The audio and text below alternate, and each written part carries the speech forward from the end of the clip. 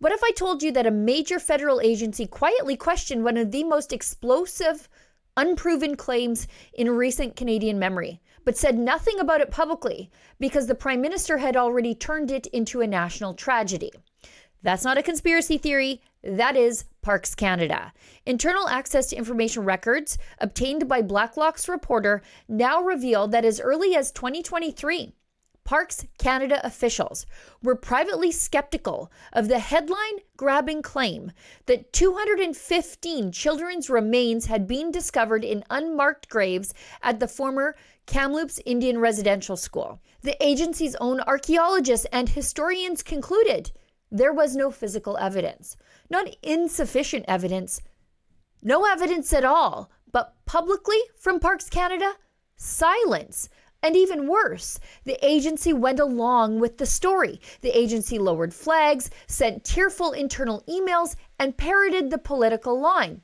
One Parks Canada executive said he was, quote, in shambles after reading about the discovery in The Guardian. Not a forensic report, mind you, The Guardian. Another manager canceled a staff meeting as an act of mourning. And this blind allegiance wasn't limited to bureaucrats. Remember the legacy media, supposed to be skeptical watchdogs of democracy. Well, they became the lapdogs of the narrative. CTV, for instance, is still spreading misinformation. Look at this screenshot from May 28th, 2021. The headline reads, "Remains of 215 children discovered on site of former residential school." That's false. Full stop. There has been no discovery of remains, not a single confirmed body. In Kamloops, a tooth was later found to be from an animal, a rib bone, undetermined, and despite $12.1 million in federal funds being handed out to the band for excavation and forensic analysis, no excavation has ever occurred. And yet, the national state broadcaster, the CBC, didn't just echo the myth, they weaponized it against anyone who asked for proof and honesty. During the 2025 federal leaders debate, Rebel News' own Drea Humphrey asked Jagmeet Singh, the NDP leader at the time, a tough, necessary question. Why hasn't he condemned the arson attacks against Christian churches, a wave of hate crimes that followed the unproven Kamloops claim? Look at this. Your party takes great pride in standing against hate such as white supremacy, Islamophobia, and online. Sorry, I didn't get your outlet.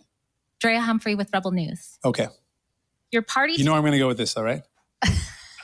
Can I speak? Yeah, you can. I'm just going to say you know where I'm going to go with it, though. Wow. Your party takes pride in standing against hate such as white supremacy, Islamophobia, and online hate speech. Yet you stay silent about ongoing attacks against Christians, even after Conservative MP Jamil Javani's order paper question revealed that over 200 churches have been targeted by arson and vandalism since claims of remains being discovered at former residential schools swept the nation in 2021. These claims have been disproven by bands that excavated and remain unproven by those that have not. Will you condemn the rise in acts of hate against Christians today and explain what your party will do moving forward to keep Christians safe from hate in Canada? Again, thank you, but I'm not going to respond to an organization that promotes misinformation and disinformation like Rebel News. So no, I'm not going to respond to your question. Wow. What she said had no misinformation in it. Perhaps you didn't hear me. Over 200 Christian places of worship have been attacked in Canada since 2021. Many served First Nations communities. Many were historic, and they diverted police and resources and put others at risk. What do you say to Canadians who see your refusal to answer, especially from one of the few media outlets here that are not funded by the state, as proof that a vote for you is a vote for a dangerous, radical party that gaslights the public into thinking it stands against hate when its silence is instead emboldening Christophobia?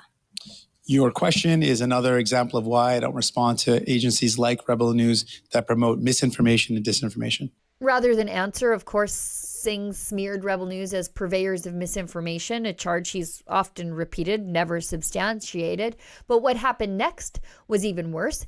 CBC's Rosie Barton went on national television, slandered Drea directly, claimed Drea's question was woven with some truth in some things that weren't, and falsely declared, yes, there have been remains of Indigenous children found. Listen to this.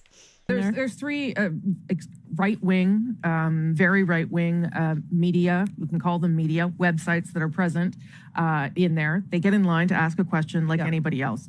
Their accreditation has been approved by the Commission of Debates, and so they get the right to stand in line and ask a question that they choose to ask. In this case, you saw Mr. Singh, and this has been his position for some time, to refuse to answer questions. Rebel News in particular traffics in misinformation, facts, lack of facts, and as you heard in that question, which was woven with some truth and some things that weren't true. Yes, there have been burnings of Christian Catholic churches. Yes, there have been remains of Indigenous children found in various places around the country, which she misrepresented. We'll see if Mr. Poilievre gets any questions from right-wing organizations. I would suspect no. That wasn't commentary. That was state-funded defamation. Barton never apologized. When Drea tried to approach her to correct the record, Barton refused to speak to her.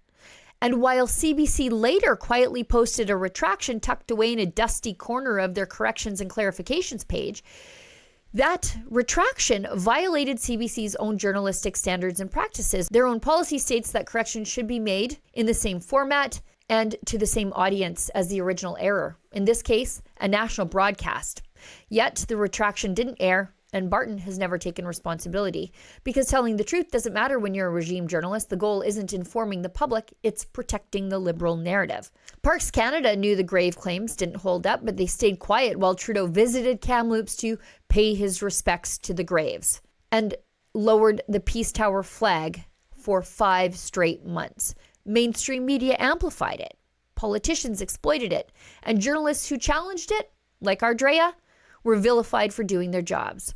This isn't about denying the painful legacy of residential schools. It's about refusing to let the government and its media arm turn speculation into dogma, when emotion overrides evidence, when no one dares question the story because they're afraid of being labeled some sort of heretic. You don't get the truth, you get mythology. And that mythology is now carved into our public policy, enshrined on historic plaques, and weaponized against anyone who dares to ask, where are the bodies? For Rebel News, I'm Sheila Gunn Reid. This story was uncovered through the great access filing work of our friends over at Blacklock's Reporter. As you know, Rebel News files dozens of access to information filings every single week. Sometimes they turn up gold, sometimes it's nothing, but you can't find something if you don't look. This costs a lot in research and filing fees to help offset those for us, because we'll never take a penny from the government to hold them to account. Please go to rebelinvestigates.com.